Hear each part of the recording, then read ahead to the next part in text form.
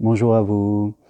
Il n'y a pas de bonne relation amoureuse, d'harmonieuse en tout cas échange entre deux personnes qui désirent vivre ensemble sans vraiment une communication authentique, respectueuse et surtout ouverte. Quand nous rencontrons une personne, euh, il y a des choses en elle que nous aimons, que nous adorons, vers lequel que nous sommes attirés et qui crée vraiment cette relation, cette attirance personnelle. Puis avec le temps, on se découvre en tant qu'être humain. Et comme vous le savez très très bien, nous sommes tous imparfaits, avec des fragilités qui proviennent de notre histoire et du fait même que nous sommes des personnes humaines. Donc à un moment, l'autre se comportera d'une façon différente, je dirais, de ce que nous attendions, de ce que nous espérions. C'est le lot, je dirais, de chaque groupe humain et surtout d'un couple qui, en tout cas, vit dans une relation très intime. Dans ce que l'autre, dans les différences que l'autre a par rapport à nos attentes, il y a bien sûr des choses qui sont fondamentales, que nous désirons vivre dans le couple, qui est important. Et il y a des choses secondaires, c'est-à-dire dans les attentes que nous avons, dans les espérances de la vie que nous avons, que nous voulons vivre avec l'autre, il y a ce que nous voulons vraiment, ce qui constitue vraiment le couple. Puis après, il y a des choses qui sont moins importantes, qui sont secondaires. Quand nous sommes dans un couple, nous vivons, et quand l'autre va, je dirais, avoir des écarts entre ce que nous attendons, ce que nous voulons vivre, notre vision du monde et la sienne, ça va toucher soit des choses pas très importantes que nous pouvons laisser passer, et parfois, sans le savoir, l'autre peut toucher chez nous des choses importantes, parce qu'il n'en a pas conscience, parce que c'est notre histoire et que quelquefois, sans le vouloir, il appuie sur des blessures que nous avons. Quelquefois, il peut le faire aussi en ayant conscience. C'est vrai, ça existe aussi.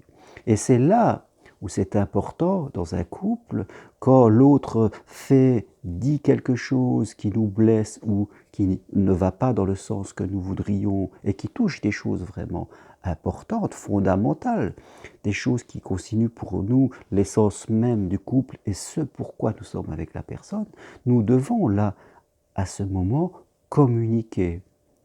Et en communiquant, en parlant, bien sûr, en jeu, non pas forcément en critiquant l'autre, sans lui exprimer vraiment quelle est la problématique, c'est nous. Je dirais en exprimant ce que nous attendons, ce dont nous avons besoin. Si votre conjoint est souvent absent et que vous vous sentez seul, trop seul, que vous acceptez un petit peu des absences, mais qu'à un moment ça devient trop répétitif et que vous vous sentez blessé, abandonné, voilà, vous n'allez pas forcément être là, le critiquer, lui dire qu'il parte tout le temps, sinon on va rentrer vraiment dans une lutte, dans un combat qui ne va pas faire avancer les choses. Mais c'est à ce moment-là que vous devez exprimer votre besoin, tout en respectant aussi le besoin de l'autre. Mais quand on vit à deux, on a chacun ses besoins et on sait aussi avoir un regard sur l'autre. Parfois, je vois certains couples où un des deux n'est que centré sur ses besoins, et puis l'autre aussi sur les besoins de l'autre, il en oublie les siens. Donc ça fait vraiment des couples boiteux, où il y en a un qui prend un peu le leadership, comme on dit, et l'autre qui abandonne. Je crois que c'est très important et trop de personnes vraiment n'osent pas parler. Trop de personnes n'osent pas parler en couple par peur des mésententes, par peur des conflits, par peur d'être seules. Et quelque part, en ne parlant pas, en n'exprimant pas le fond de ce qu'elles espèrent, elles finissent au bout d'un moment par tomber dans le conflit. Au début, le conflit est en elles, parce qu'elles sont obligées de gérer l'écart qu'il y a entre ce qu'elles veulent et ce qu'elles vivent dans ce couple. Elles sont obligées de gérer la frustration et peut-être même la colère qu'elles ont en elles et de faire comme si tout allait bien, alors qu'au fond d'elles, ça ne va pas, mais elles n'osent pas. Elles n'osent pas parler. Et c'est ça le problème. On n'ose pas parler. Donc on doit dire, sans agresser, calmement, que cela ne me convient pas, que j'espère vivre cela. Et parfois, il faut le répéter tant que l'autre n'a pas compris. Et si vraiment l'autre ne comprend pas, c'est que vraiment peut-être ce n'est pas une personne avec qui nous devons vivre, en tant que couple, je parle. Parce que être à deux, c'est avoir du soutien, c'est pouvoir s'exprimer de façon libre, c'est être soi. Sinon, c'est pas la peine. Autant rester tout seul et en faire un ami ou autre chose. Parce qu'à un moment, si on n'a plus cette capacité d'écoute, si on ne se sent pas compris, on va finir par même plus faire l'amour. Et là, il n'y a plus de couple, à part une maison qui reste, et la peur d'être seul, et la peur du matériel, c'est tout ce qui nous fera rester avec quelqu'un. Mais vous êtes d'accord avec moi que ça sera bien triste. On ne sera plus que des colocataires, à quoi ça sert?